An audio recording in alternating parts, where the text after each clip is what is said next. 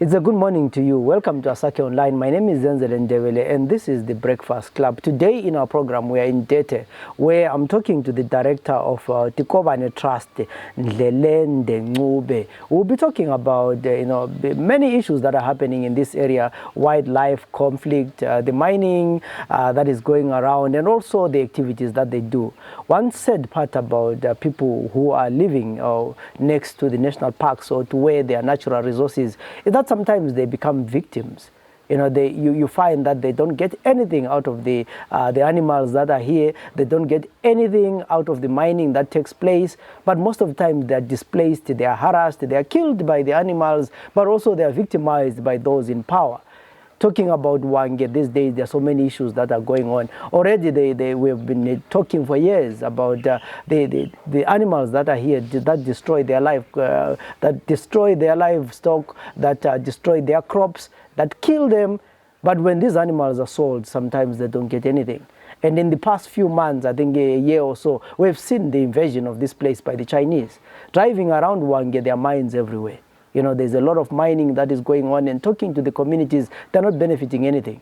I passed by a homestead, which was said to be a homestead of the chief.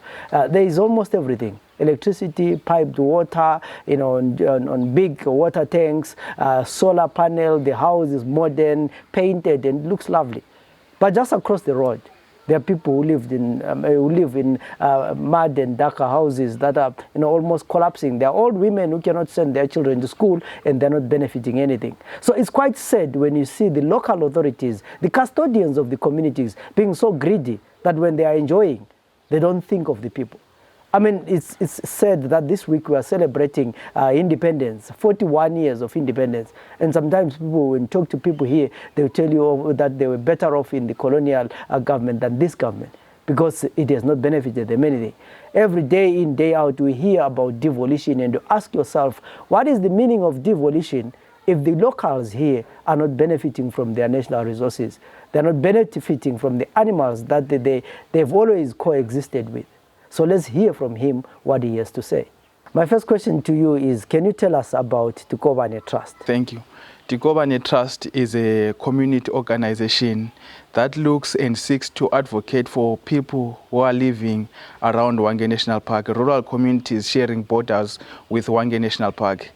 For a long time, people around Wange National Park have been neglected, their resources exploited, only used as workers in tourism industry, not contributing anything to the tourism industry, but just workers. So as Tikobane Trust was saying that rural communities do matter, especially when it comes to wildlife conservation. We cannot talk of conservation, wildlife conservation, without involving the rural people around these animals. The people around Wange National Park are the first line of defense. So if we want to do away with poaching, if we want to do proper conservation, we need to really involve the communities sharing borders with wildlife. The kind of activities that you guys are involved in?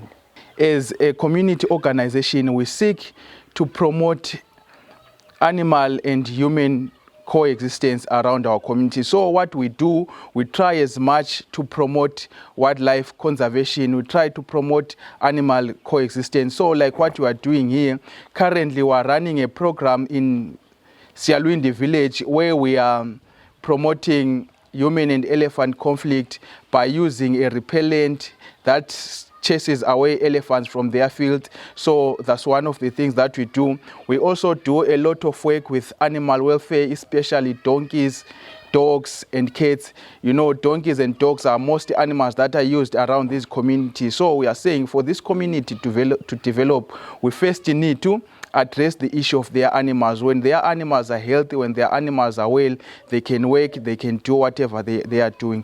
We are also doing education of young boys and girls. We have Tikobane Boys and Girls Club that we work with, where we are trying to expose our kids to other environments, other opportunities that are not here in Dete. As you can see, Dete is a place whereby it's in the corner. There are less opportunities for our people, so for our young boys and girls. So as a trust, we are working with other organizations to expose our kids to other opportunities that they can explore. We have heard about the repellent of the elephant repellent that you're talking about. Tell us more. What does it do? we have a serious problem of human and wildlife conflict, especially the elephants, especially during this time of harvesting. Elephants are a menace to the community fields. So we're working with other partners in Uganda, the Wild Aid, where they came up with this idea of making a repellent using chilies. You know, chilies have been used long back, but with less success.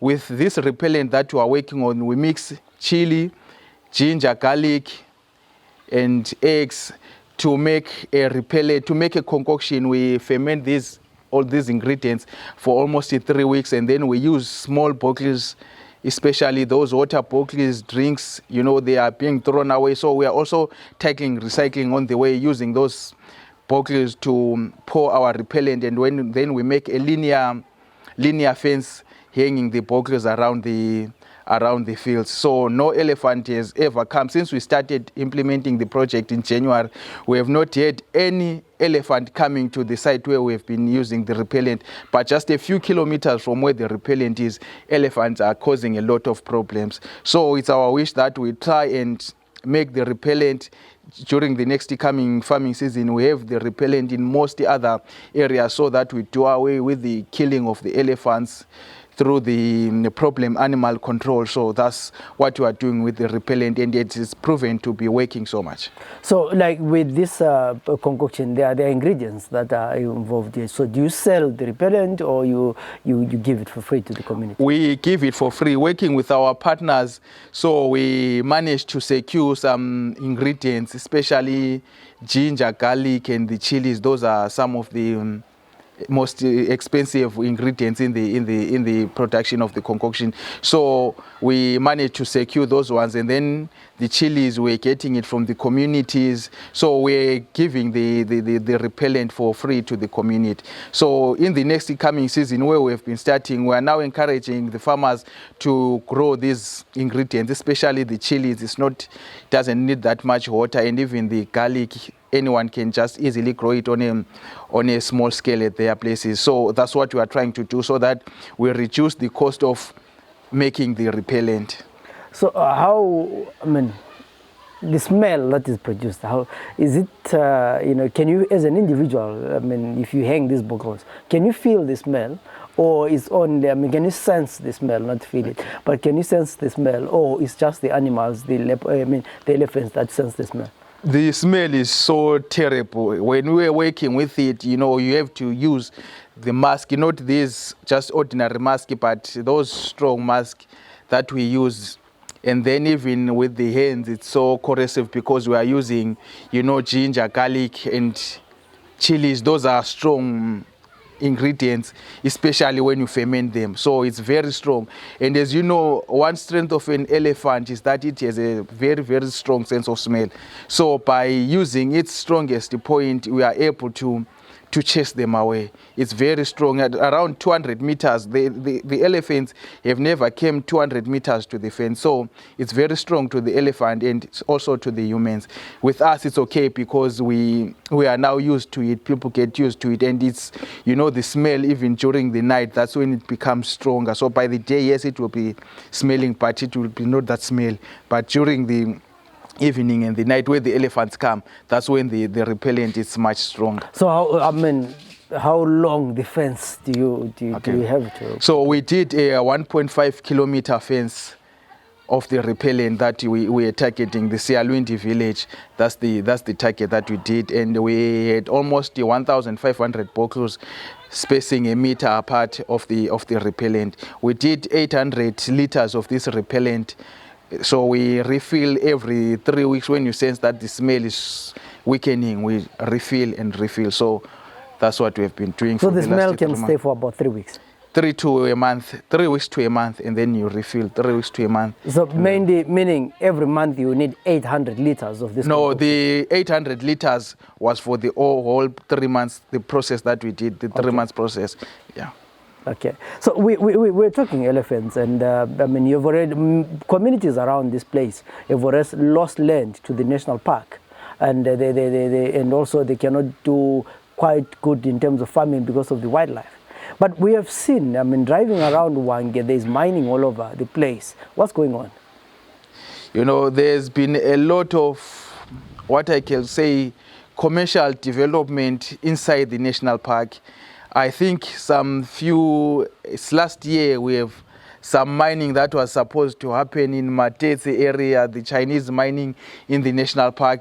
It was said to be stopped. We don't know what happened to that, but there's some lot of commercial development. You have seen even they are developing the power lines along the national park, which is also a distraction to the animals, and we don't know what the guys who are working over there will be doing. So there are people who are now taking land almost everywhere, even in the national park area where it's supposed not to be taken. So the situation is so terrible, and the communities around the national park are not even consulted on those things. You just see people coming and they will tell you, we have the authority, and there's nothing you can do about that. So have you tried to do a bit of advocacy around these issues with the community, with the traditional leaders? I mean, what's their response?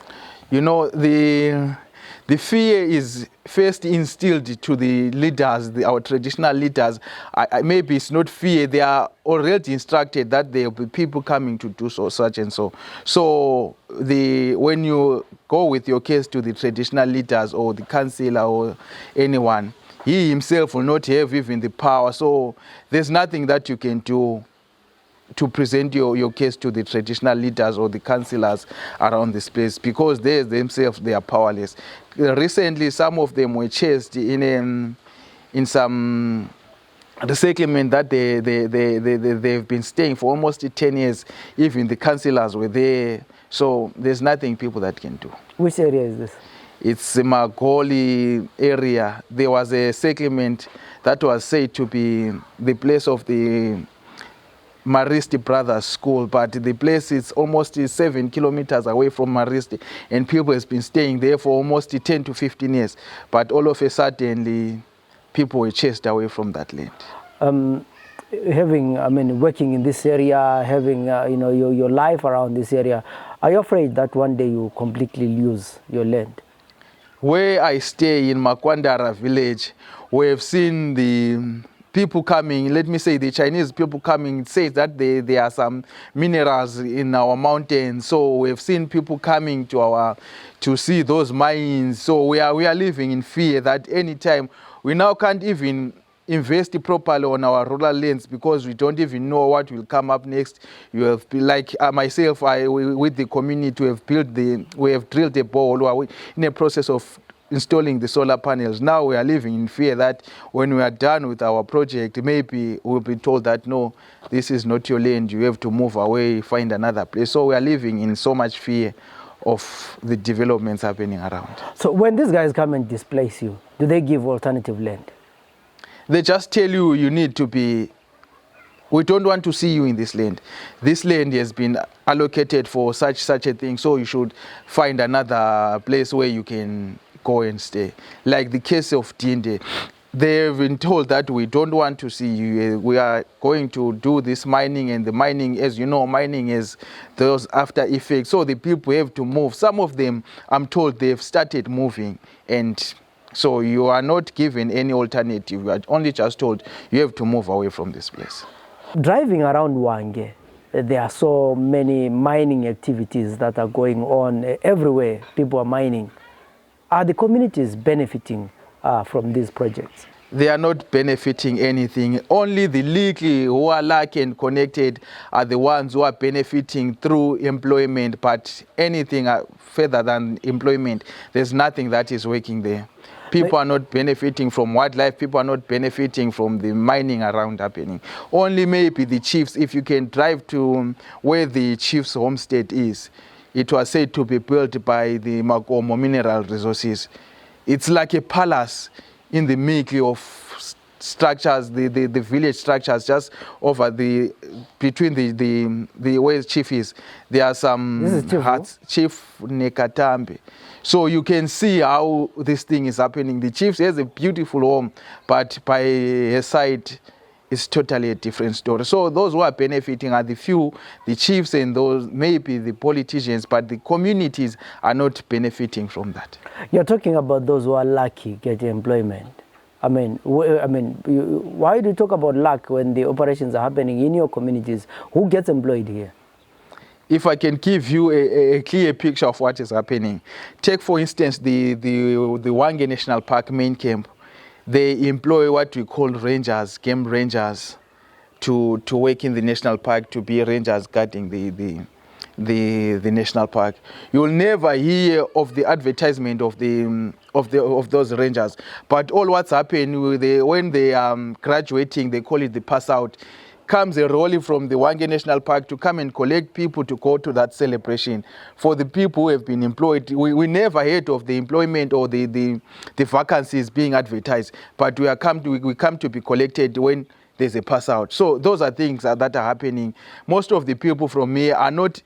What happens, they hear after it has happened. So if you are lucky that you have someone maybe who works there, maybe tips you, then you will hear of those opportunities. But nothing really is happening here. People are not benefiting. Even the employment that I'm talking about, it's so sad. Most people who are living in these communities depend on tourism.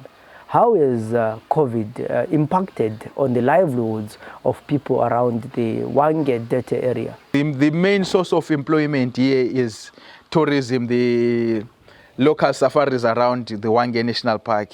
That's the main employer of the people in Dete. So it has been so terrible. Most of the people, since we started lockdown in March, have not been earning anything. They depended on tourism, and the skills that are in tourism, you cannot use them in other departments, because most of the people are bedroom hands, waiters and chefs and the guides. You cannot do anything outside of the tourism industry. So we have been so much affected by the coronavirus, especially our people, and this will also lead to poaching, because when we are left with no other alternative or no other source of income, the next thing to do is to do something illegal, and you will see there's been some poaching going on around here, and a lot of people will be arrested and sent to jail. So the effects of the coronavirus will go a long way, especially in this area. How serious is the problem of poaching in this area? It's so bad. Poaching is so bad. Recently, I heard that there were some guys who were also arrested. 3 or 4 days. I don't have the whole information, but it happens daily. And the bad part about the poaching that is happening, most people are not found in the national park. We have rangers, we have the anti-poaching teams also patrolling the national park. But surprisingly, few people are being catched by the rangers. They are found when they are now trying to sell their products outside of the national park, meaning the poaching is happening even if we have the rangers, but still animals are being killed. Those who are arrested or intercepted are found when they are just trying to sell their ivory and those other things. A few months, I think it was a year ago, we had a problem of elephants being killed in the national park, and sometimes we have seen read about elephants being shot or elephants being sold to China and all these places. How is the situation now? That one is so sensitive. A lot of things are happening. If you go into the national park, there are some areas that are restricted, that you don't enter there. So a lot of things that are happening, we don't even know them. Some of it, we also read it on the news, but we are just right here, under here. So poaching is happening, and illegal trafficking of animals is also happening. And like I said, as communities here, we are not involved. We don't know anything, or we don't know anything of the things that are happening with our resources. We just hear of those things, some from the newspapers, some from the radios, that elephants have been sold, and we know nothing about it. We are not even consulted about it. But those are the same elephants that damages our crops. Those are the same elephant that kills our people, of which we should be benefiting from those things, but totally nothing is happening. Even when an elephant is killed, like the problem animal, what the communities get are small pieces of meat, and even the whole part of the meat is being taken by the other guys, those who the big guys in the communities, they just get a few pieces of meat. If you move around those guys who kill these animals, you even see the biltong, the dried meat around them. But us, the communities, we have already exhausted those meat.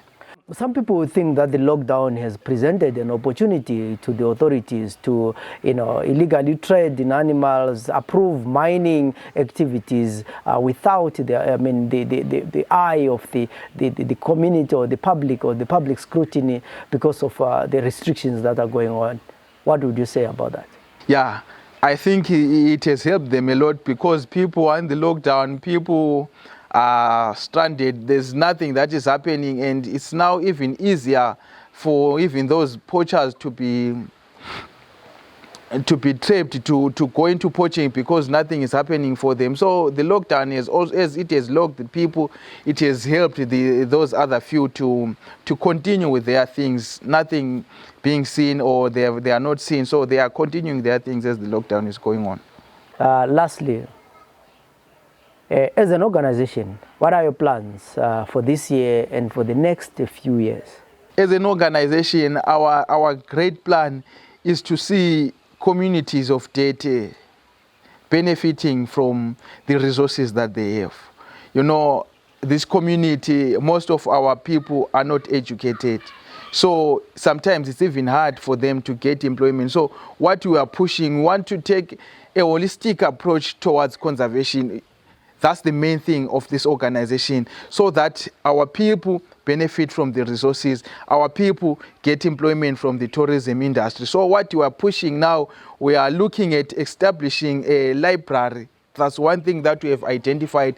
As much as we can make noise, but if our people are not illiterate, if our people are not well educated, then there's little that we can do. So starting with our young boys and girls, we're in a process of helping our boys to pursue their education.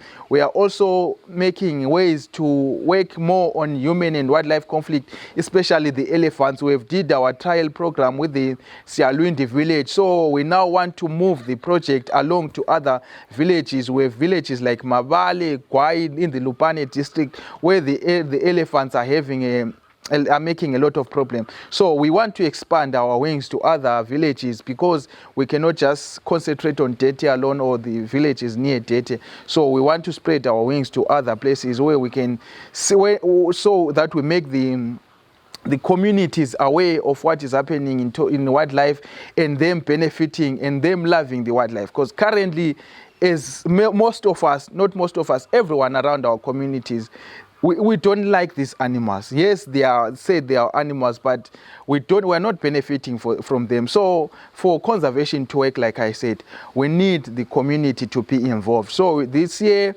and the coming years, we are trying to make the community more involved in wildlife conservation, make them see the need of conserving these animals. This was quite a sad and emotional program when locals are not benefiting from their natural resources. People are losing land every day. People are being displaced. Animals are shot in front of their eyes and they're getting nothing. We tell you that people, an elephant will be killed and they just get a piece of meat. They are not seeing the money that is coming here. I've not seen wonderful schools here. I've not seen piped water. I've not seen homesteads with solar panels I've not seen state-of-the-art clinics. But these things could be done if the communities were benefiting from the mining, from the national parks, because there is money here. Driving around, you see tourists, you see everyone driving big cars, meaning there are resources that are in this area. But the communities are not getting anything out of it. It's quite sad, it's disheartening. Worse, when those who are supposed to be the custodians of the community are benefiting and they've forgotten about the community. So those who are coming here, they make sure that the chief is okay, they make sure that the local leaders are happy, and then once they've been bought, they forget about the community. I hope and trust that if this government is serious about devolution, they should actually make sure that the people of this area benefit from their natural resources, because one day there will be conflict in this area. Already there is conflict in terms of the mining that is happening here, people being displaced.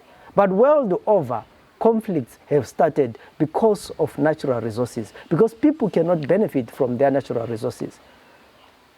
While we celebrate independence, I hope we should ask ourselves why we went to war. Why did we find something wrong with the colonial regime? It was because we did not get our resources. It was because our people were displaced from their land. It was because our people were not being respected. And this is the same thing that we are seeing with the Chinese. And it is my hope that authorities are going to address this issue very soon. My name is Zenzele Ndebele. Till we meet again in other programs, have a good day.